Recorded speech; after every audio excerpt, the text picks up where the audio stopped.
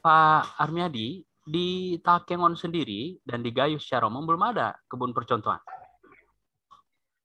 Kebun percontohan pemerintah tidak ada, Bang. Tidak ada, yang saya tahu tidak ada. Ada beberapa kebun masyarakat yang bisa dijadikan contoh.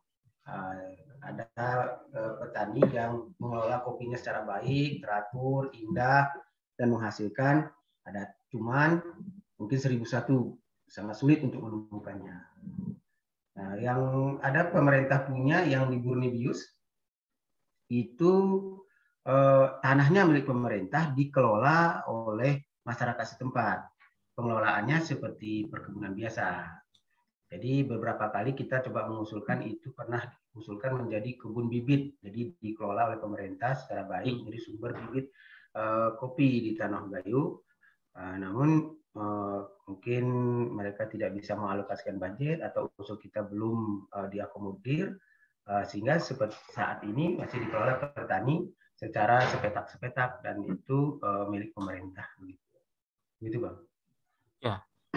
Nah, ini kan Pak Armiadi ini kan memproduksi kopi spesialty ya. Iya, Bang. Melalui Asa Kopi. Pernah tidak yang hasil produksi Pak Armiadi ini diikutkan dalam kontes misalnya, kemudian lelang? Kalau memang ada, di mana, kapan, dan seperti apa hasilnya? Ya, itu hal yang sangat menarik, Bang. Satu, sebelum saya cerita kepada Asa Kopi telah mengikuti beberapa lelang. Ya. Saat ini dibuka kontes kopi tingkat dunia, yaitu disebut dengan Cup of Excellence. Itu akan ditutup 20 Agustus, Bang. Ya. Kita punya waktu sekitar 12 hari lagi. Ini kan tanggal 8 Agustus ya. Ya. Nah, di sana seluruh Indonesia, kopi yang terbaik di seluruh Indonesia dilelang, akan dikonteskan di Bandung, lalu di-cupping oleh juri-juri internasional di luar negeri.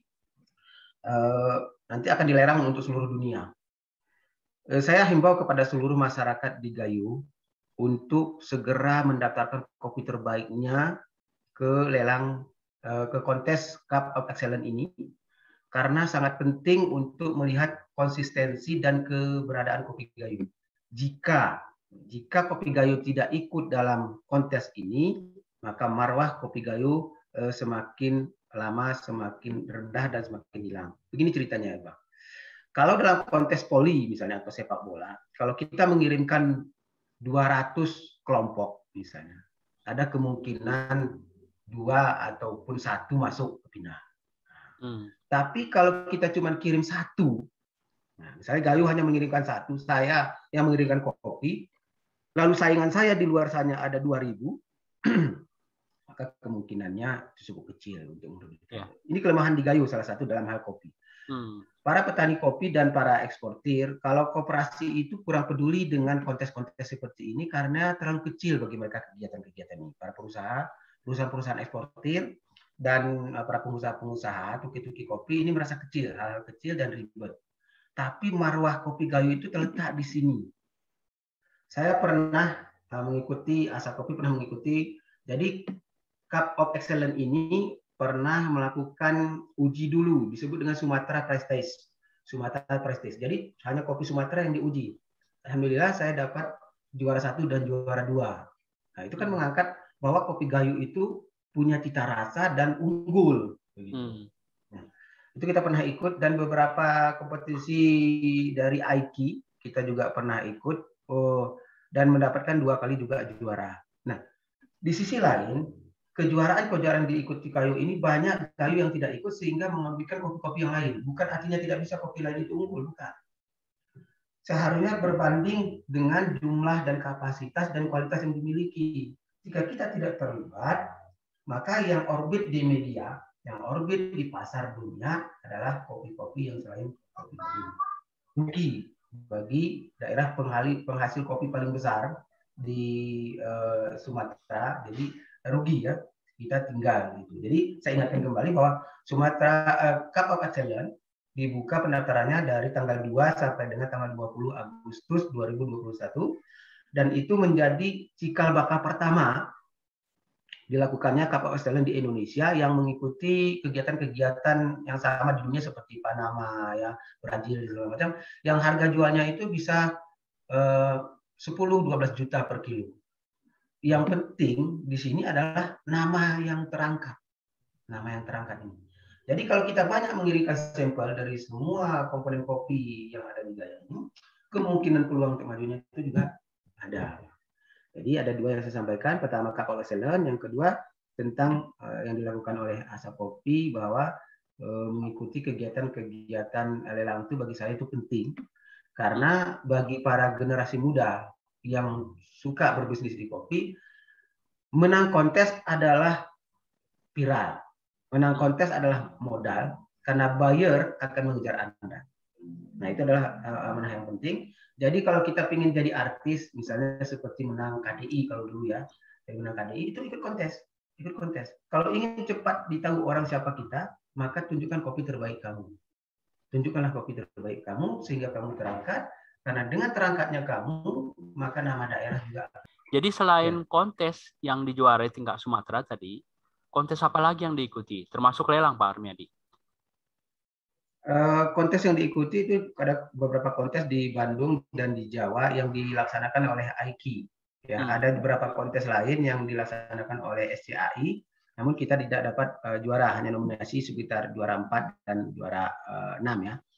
Pada juara-juara lain kita mendapatkan 2 juara lagi, itu juara 2 dan juara 3, Bang Yus.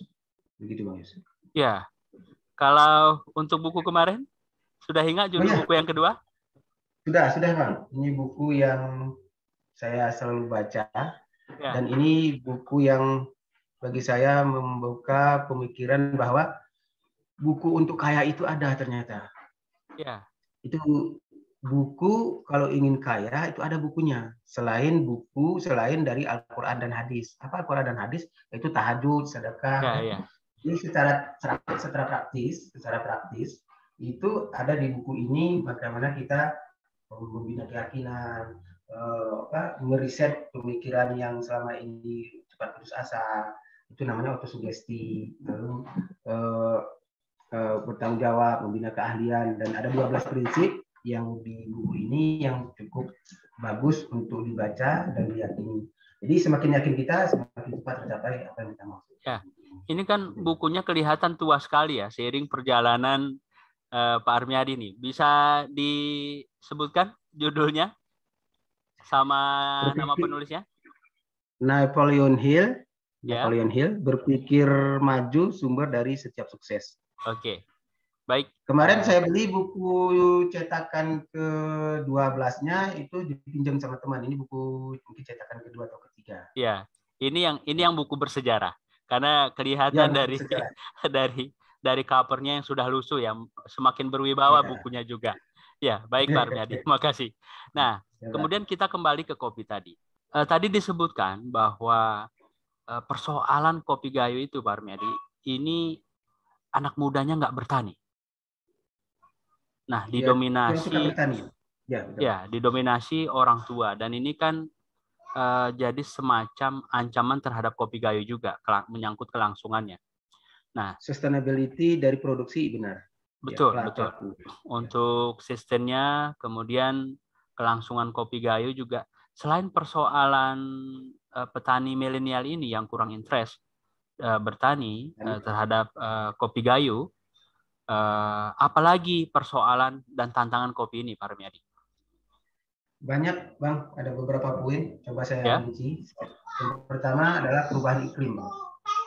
Perubahan iklim ini suhu semakin lama semakin panas.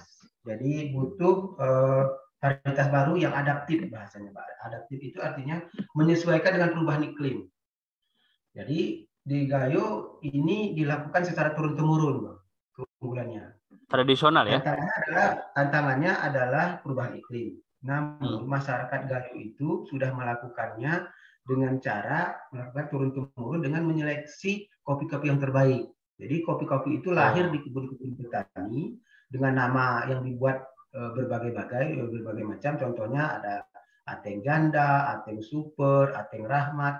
Nah, kelebihan petani di Gayo itu ketika mendengar ada satu kopi yang luar biasa buahnya, luar biasa ketahanan terhadap ada penyakit, langsung semua petani membeli untuk mencoba di kebunnya menanam 5 atau 10. Dari situ berkembang lagi. Sisi positifnya akan terus ada produk yang adaptif yang dilakukan oleh masyarakat. Namun secara ilmiah kemungkinan produk ini belum tentu baik karena hanya berdasarkan kasat mata. Jadi kita sebenarnya sangat mengharapkan peran dari pemerintah dalam hal menunjang kepada pusat penelitian kopi di Gayo. Jadi kita berharap ada dana yang mereka bisa kembangkan sehingga setiap tahun ada rilis kopi-kopi terbaik minimal 5 tahun sekali yang bisa dijadikan acuan oleh masyarakat secara sah, secara ilmiah dan lebih mendekati kebenaran. Yang dilakukan masyarakat saat ini secara turun-temurun berdasarkan analisa mata dan persepsi. Sehingga ketika kopi yang satu itu baik di suatu daerah, lalu dibawa ke kopi di daerah lain, contohnya di Bener Meriah, di Pondok Baru, di Batin misalnya, kopi ini cukup bagus. Lalu dibawa ke Batu Lintang, ya di kampung misalnya Kampung Agro di Batu Lintang misalnya. Nah ini bisa saja berubah karena tidak ada penelitian. Sehingga masyarakat yang menanam di agro tadi, di Batu Lintang tadi, ini kecewa loh, kok nggak sama. Nah, ternyata itu tidak diikuti dengan analisa tanah dan iklim setempat. Nah, walaupun kebanyakan berhasil, namun ada juga yang enggak. Yang pertama adalah perubahan iklim. Yang kedua adalah ini mulai muncul hama dan penyakit. Hama dan penyakit, kalau hama sedikit ya. Kalau penyakit itu jamur akar pada momen-momen tertentu, daerah-daerah tertentu serangannya cukup banyak. Ya kalau hama sekarang yang paling banyak itu di hama penggerek buah, Bang. Hama penggerek buah adalah hampir menyedot 10-15% produksi kopi di Gayo. Jadi itu terbuang menjadi pesel ya, menjadi low grade dalam istilah ekspor itu low grade karena dia dilubangi dan busuk. Nah, itu dari sisi hama dan penyakit. Yang ketiga tantangannya adalah produktivitas. Produktivitas ini berkaitan erat dengan masalah yang Abang utarakan tadi, yaitu tentang semangat dan motivasi petani karena petani ini adalah petani sisa-sisa semangat yang ada. Jadi dia produktivitas kopi di Gayo itu rendah sekali, Bang. 750 kilo green bean per hektar. Di Brazil per tahun mereka setahun. Di Brazil mereka bisa menghasilkan 2-3 ton per hektar per tahun. Jadi itu kita ketinggalan sampai 4 kali lipat, Bang. 4 kali lipat. Apakah Gayo bisa seperti itu? Bisa. Kita harus menerapkan dan metode tanamnya seperti kita tanam seperti sekarang dari kebun contoh yang kita buat sekarang ini, itu semoga itu menjadi sebuah contoh model. Jadi Gayo tidak harus mengacu pada itu nanti, tidak. Ini adalah sebuah model, sebuah pilihan apabila kita ingin secara 100% mengeksploitasi kopi itu dengan maksimal. Karena ada sisi negatif nanti kalau kita mengaplikasi sistem yang ada di Brazil seluruhnya, nanti keistimewaan kopi Gayo bisa pudar dan bisa mengurangi cita rasa karena dalam hal intensifikasi kopi secara maksimal ini mengiakan beberapa elemen, contohnya naungan, tidak pakai naungan, terus menggunakan pupuk yang lumayan besar dan jarak tanam yang cukup tinggi gitu, cukup rapat begitu. Gitu, Bang. Jadi itu beberapa komponen. Yang selanjutnya adalah permasalahan tambahan. Permasalahan tambahan di mana stakeholder, misalnya dinas pertanian dan segala macam itu, mereka ini kan melihat dari pagar, misalnya melihat dari jalan ke pagar orang lain, melihat, tidak memiliki kebun, sehingga hanya menebak. Informasi yang sampai kepada mereka itu melihat ataupun karena dana yang mereka miliki cukup terbatas, peran mereka sedikit nampak di lapangan, sedikit nampak. Kita tidak menuntut banyak, ya, tapi kesesuaian antara update antara informasi perkembangan pada saat ini dengan program pemerintah itu masih sedikit lambat. Bukan berarti mereka tidak bersumbang, tidak menyumbangkan kegiatan, Jadi keterbatasan dana yang mereka miliki, lalu sistem program yang mengacu pada dari tahun ke tahun harus setahun dulu diajukan, tidak fleksibel. Begitu Bang yang kita hadapi saat ini. Ya, kalau perbandingan petani orang tua dengan anak muda, persentasenya seperti apa, Pak Armiadi? Karena kan Indonesia sendiri ini kan sedang bonus demografi ya, yang didominasi anak-anak muda. Kalau untuk di Gayo sendiri, khususnya di Aceh Tengah sendiri, seperti apa kondisinya? Secara data kita tidak punya, tapi secara fakta kita melihat bahwa masih didominasi bukan hanya tua dalam tanda kutip ini, tua umur dan tidak berpengetahuan. Ini harus dikombinasikan. Kalau tua umur mungkin tidak terlalu banyak, mungkin hanya 40%. Tapi kalau tidak berpengetahuan pertanian, merasa memiliki pengetahuan, ini yang banyak, 80%. 80%. Petani kita itu terjun tanpa memiliki pengetahuan pertanian. Dia merasa pertanian yang dia peroleh dari nenek moyangnya itu adalah pertanian yang baik. Sehingga biasanya mereka tuh kekeh, kalau dalam bahasa Gayunya agak ukang dan tidak menerima keterbukaan dalam hal bahwa informasi yang terbaru itu seperti itu. Jadi akhirnya produktivitas yang didapat itu rendah, hanya 20% itu petani-petani yang kreatif. Mulai muncul sekarang anak-anak muda yang kreatif muncul, dan kelemahan yang dimiliki oleh anak muda ini adalah tidak mampu memberikan itu dalam bentuk men-share-nya di sosial media sehingga tidak populer. Nah, sosial media ini harus kita manfaatkan sebagai sharing pengetahuan dan pengalaman bagi siapa-siapa yang berprestasi, sehingga menjadi acuan bagi teman-teman yang lain untuk melihatnya. Kadang-kadang orang membaca kan kurang suka, tapi kalau melihat video dan sedikit edukasi itu penting dan disukai. Itu salah satu saran bagi saya kepada para petani milenial yang berhasil, buatlah konten yang bisa mengedukasi dan mendorong motivasi bagi teman-teman yang lain agar melaksanakan yang sama. Satu, sedekah jeriah informasi yang kita sampaikan, itu akan mendapat pahala, sehingga selain kita dapat memberikan ilmu yang sudah kita miliki, juga menjadi manfaat bagi orang lain. Begitu Bang. Apa tadi yang lain Bang? Itu mungkin sudah terlalu lebar. Ya. Kemudian keterlibatan Pak Armiadi dalam organisasi perkopian. Jadi tadinya kan koperasi cukup lama ya. Kemudian sempat mundur, fokus ke usaha dan coba mulai mengekspor dengan perusahaan gabungan tadi. Nah, keterlibatan Pak Armiadi sendiri dalam organisasi perkopian di apa saja Pak? Dan sebagai apa? Di organisasi yang paling tinggi itu jabatan sebagai perwakilan petani koperasi Peltrade di Asia Pasifik. Itu berkantor di Bangkok, Taiwan. Saya menjabat 2 tahun di sana. Itu sejenis perwakilan petani yang dipilih oleh para pengusaha untuk duduk di sana mewakili kita dalam hal memberikan masukan kepada dunia internasional, baik standar, data-data yang menyangkut dengan pembangunan dan masalah yang dihadapi oleh petani. Itu sama seperti DPD, Dewan Perwakilan Daerah ya, yang duduk di DPR. Kita itu tidak kompani Bang, tidak ada wilayah ya.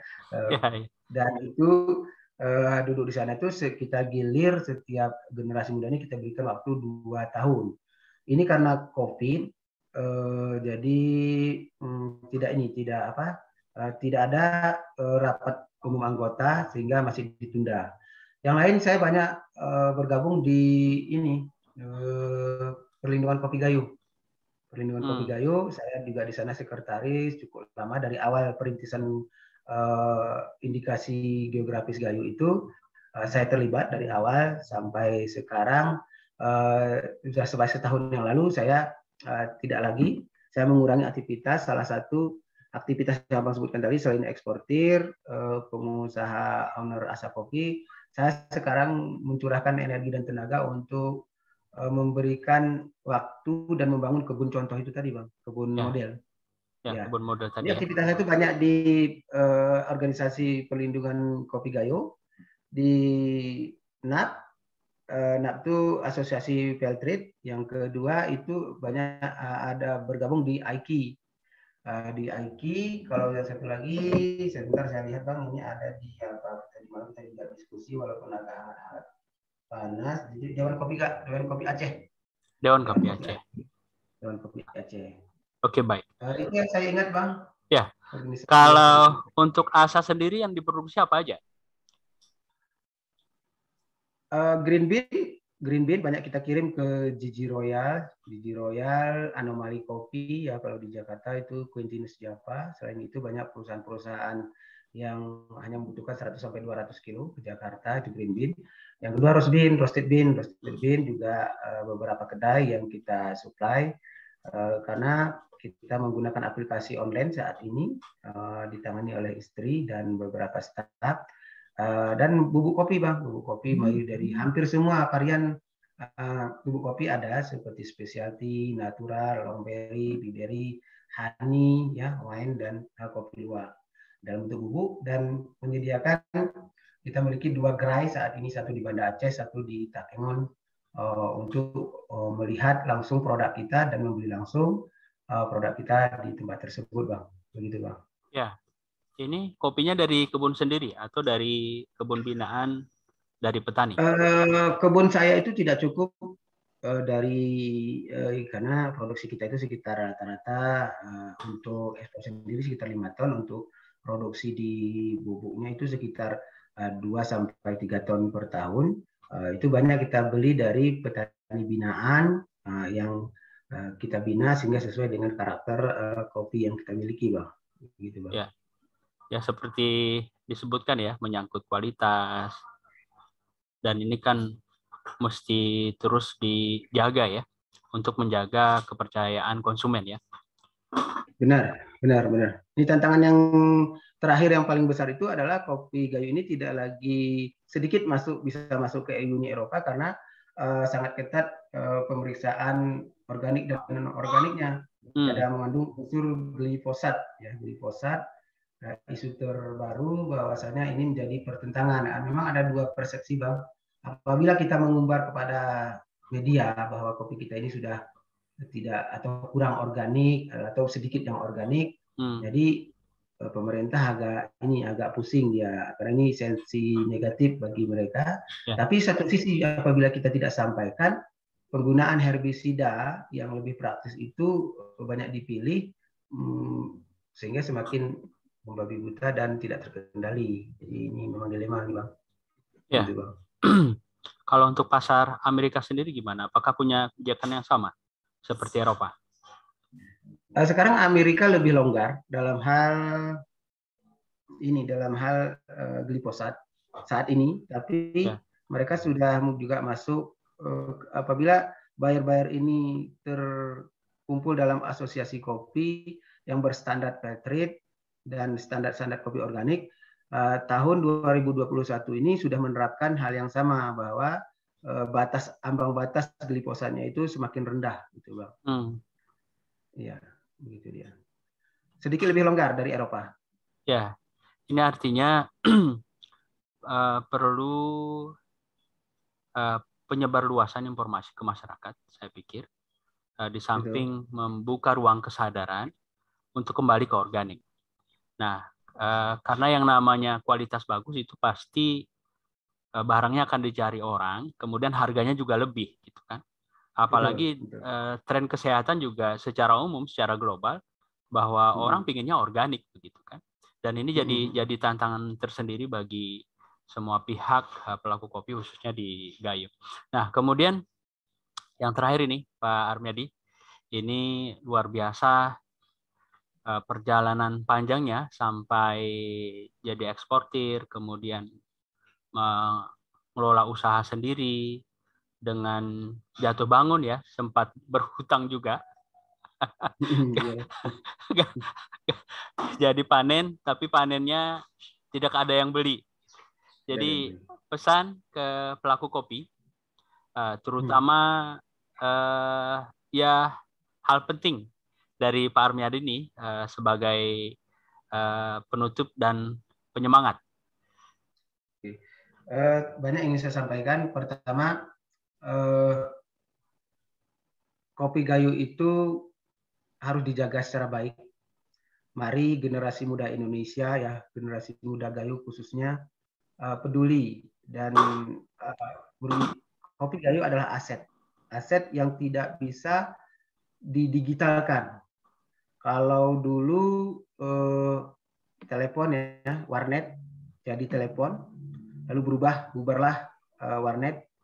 Lalu sekarang makanan bisa dikirim ya pakai GoFood, Gojek dan segala macam, adalah sistem. Tapi kalau dunia pertanian tidak bisa digantikan.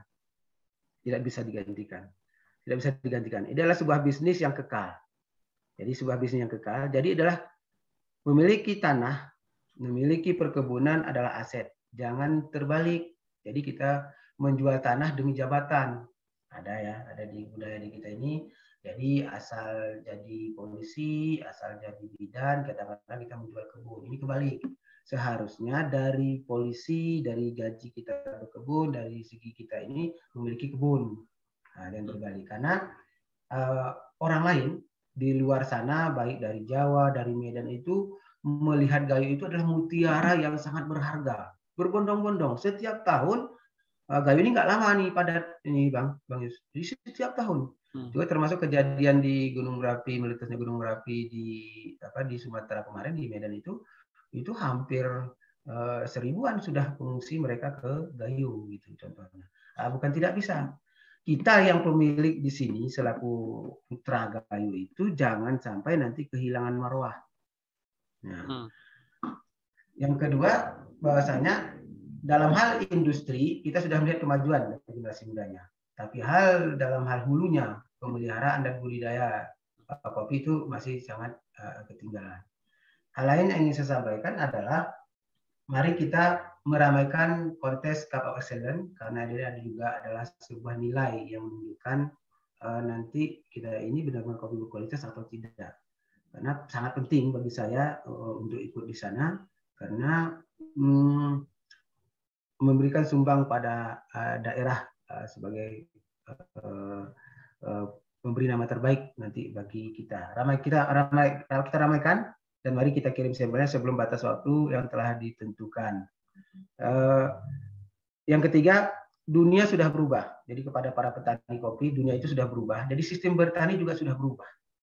Kita harus melihat teknologi-teknologi yang lebih maju dari kita dan mengadop yang baik. Kita tidak boleh mengakui bahwa ilmu kita itu cukup hebat. Tidak. Ilmu itu selalu berubah. Selalu berubah. Dan orang yang paling cepat berubah melihat adopsi yang terbaik itu adalah menjadi pemenang di dalam era yang serba maju ini.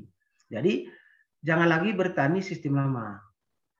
Ada hal-hal yang lama yang baik kita pertahankan, tapi dari sisi produktivitas itu kita kalah jauh.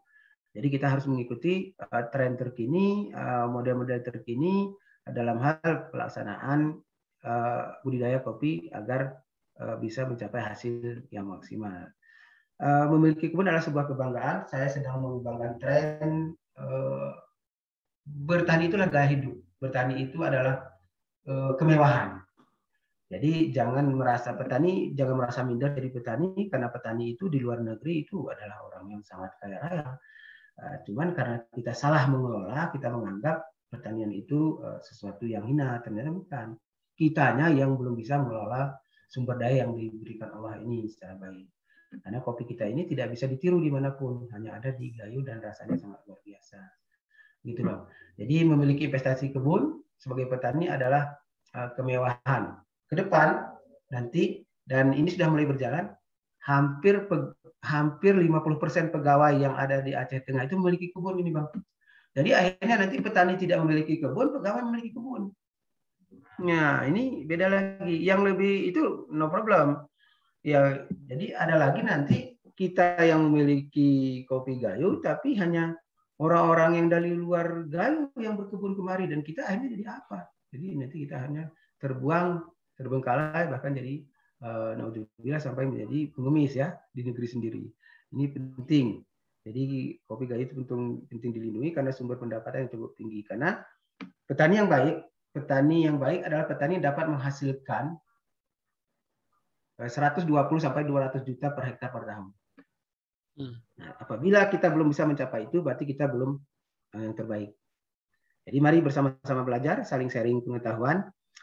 karena penting sekali meyakinkan bahwa bertani adalah jalan sukses dan gaya hidup yang mewah.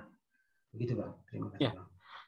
Baik, terima kasih Pak Armiadi dan luar biasa sharing pengalamannya, ilmu sekaligus motivasi. Mudah-mudahan yang menonton podcast ini nanti jadi termotivasi, kemudian bisa jadi role model juga untuk lebih begitu.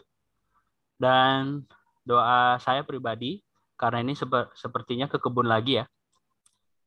Tidak, ada beberapa kegiatan, ada beberapa janji dengan orang dinas untuk, jadi ada dinas perdagangan dari Banda Aceh datang untuk bahasanya itu menggali gagasan program apa yang mereka harus buat. Nah, jadi salah satu narasumber mungkin yang mereka hubungi kita agar memberikan masukan yang terbaik. Ini cukup bagus. Jadi dengan seringnya terjadi seperti ini, ada sinkronisasi program dengan kegiatan yang akan mereka lakukan. Gitu, Bang.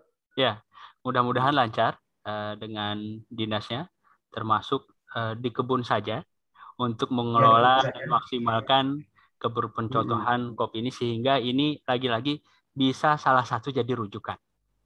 Nah, semakin banyak yang bikin kebun model, semakin banyak rujukan, sehingga riset, kemudian riset yang berkelanjutan itu bisa berjalan dengan baik. Nah, sekali lagi Pak Armiadi, sehat-sehat, sukses terus, dan mudah-mudahan ini bisa menginspirasi kita semua. Salam Pak Armiadi buat keluarga. Terima kasih Bang. Ya, sama-sama. Assalamualaikum. Assalamualaikum.